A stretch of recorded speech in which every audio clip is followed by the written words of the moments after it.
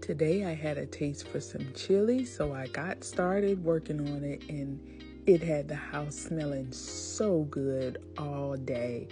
I use ground turkey. I really don't cook with ground beef, so I first started off with browning the turkey meat in the pot. I seasoned it with salt, pepper, accent, and onion powder, I think, and I let it brown.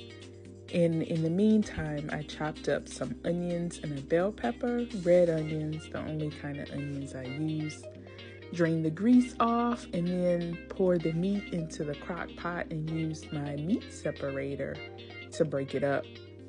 Added the veggies after that and stirred those up so the seasoning or the veggie flavor could get in the meat before I added everything else to it. At this point, it was smelling so good. You know how onions smell anytime you add them to anything. So yeah.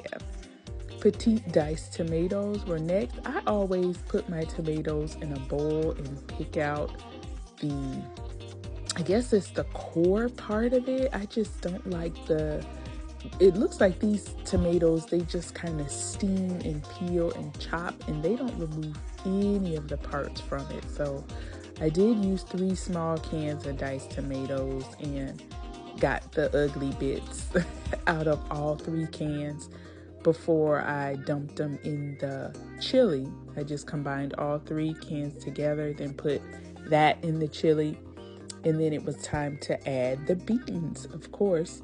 Typically, I use 2 cans of beans, but our chili's been going pretty fast, so I use 3 kinds of beans.